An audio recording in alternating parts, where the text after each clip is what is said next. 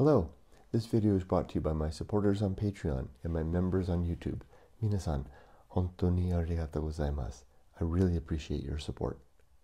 My name is Kurt, and this is my daily Good Life meditation.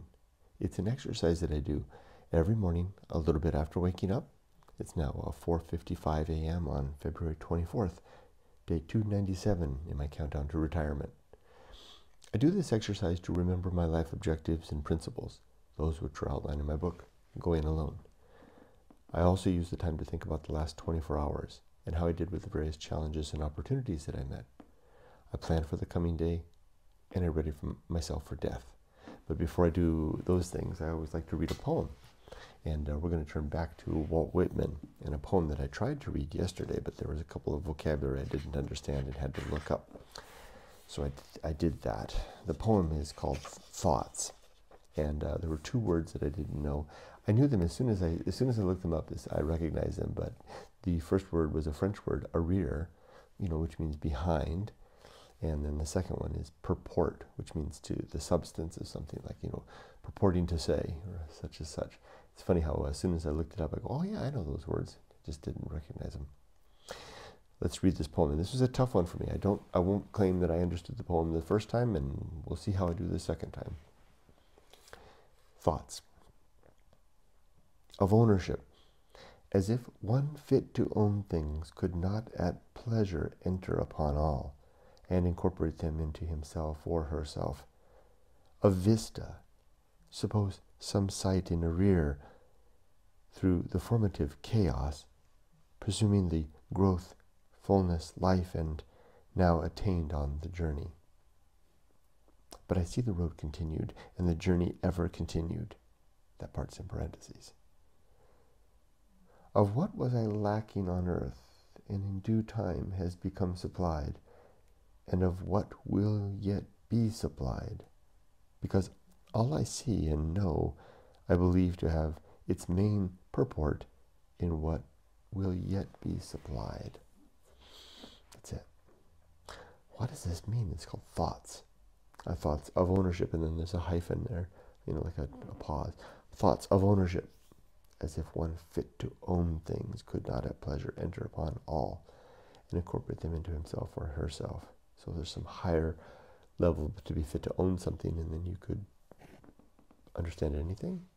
A vista, suppose some sight in arrear, through the formative chaos, presuming the growth, fullness, life now attained on the journey. Okay, so you've gotten somewhere, and you look back and you can think of where you were, the vista backwards. I see that one. But why in parentheses here? But I see the road continued and the journey ever continued. So that was before looking back on ownership and vista, but now I'm looking forward. Of what was once lacking on earth, and in due time has been supplied, and of what will yet be supplied. But by who? He's constantly referring back to deity, it seems. Because all I see and know, I believe to have its main purport in what will yet be supplied. All I believe and know has something yet to come. I won't confess I can fully understand it, but it feels like a life's reflection, right? Looking back at the vista and the journey so far, reflective, the parentheses saying, but still there's a road ahead, and then the vision forward. Interesting. All right, as for the good life, first yesterday and last night, it was a good solid day yesterday. I had the Friday off, so I enjoyed a solid day of activities, just all my usual stuff. I went to the beach, I started to sort through our stuff.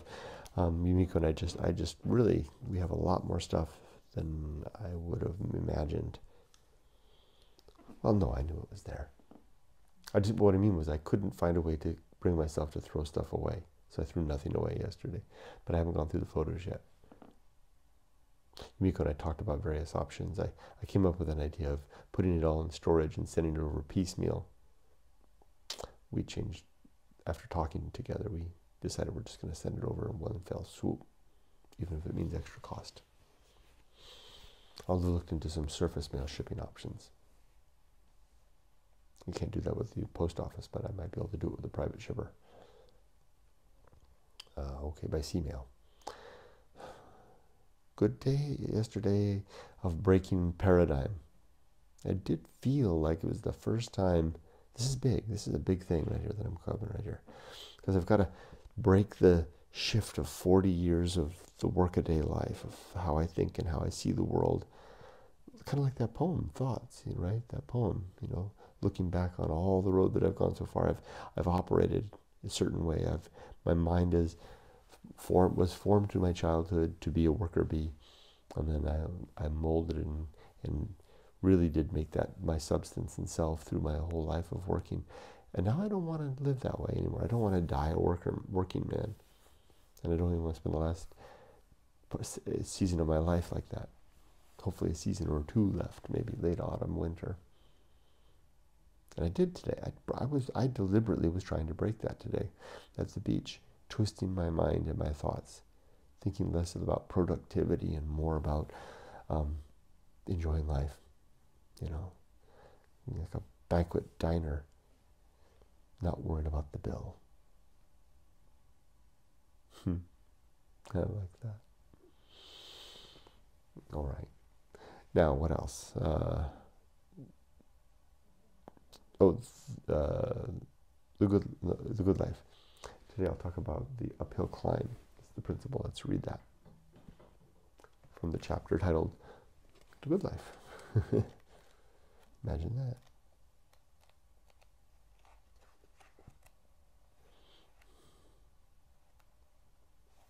The uphill climb. Sub-principles. The open ocean swim.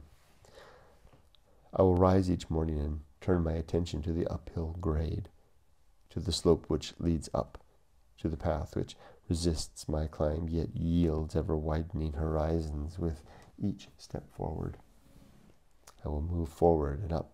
I will rarely stop, and I will never willingly go back or even cast a longing backwards glance at the places I've been and have left behind. Another way to look at this is from the perspective of my life by the sea, where sometimes I slip alone into the ocean to swim far out to deep water and then along the shore. The water is deep out there, and the waves incessant, pushing me now up and then back and over and across as I make my best line along the distant shore. No matter how the sea might rock or jostle my body, I carry on. I keep swimming, and when a larger wave foils my attempt to take in a breath of air, filling my mouth instead with salt sea water, I only sputter and spit and yet carry on. I swim through the sea with a steady resolve, apathetic to the sea, while none the less engaged upon it and within it. This is the uphill and steady climb forward. This is the open ocean swim. Part of what has changed a bit. That's part of the old paradigm of ambition, right? But I can change that and leverage that and, adjust that inertia into the direction of my own forming. Now, rather than spending 40 to 50 hours a week attending to the necessities of my family's life, I can do that time doing the things that I want to do without worry of the bill, so to speak. All right, let's move now to today. Just got a simple list ahead of me. It's a Saturday, total Saturday, like my usual Saturdays, except I will bend my mind away from the paradigm. I'm not going to stop. I'm going to twist my inertia in my own direction. It's like imagine, forming a clay bowl that he's been forming all of his life for decades, because he's a worker man, forming clay bowls. Suddenly, my shift is done. The bowl is still spinning. The wheel is still turning. The clay is there. And now I can begin to craft it into anything I want. It's my bowl and my time and my art now. All right. Am I ready for death? Are my affairs in order? Yeah. Are my relationships sound? Yes. Is my life's work complete? Yes. I can die now without a single backwards glance. Take care. Be safe, but not too safe. Bye-bye. I will move forward and up. I will rarely stop, and I will never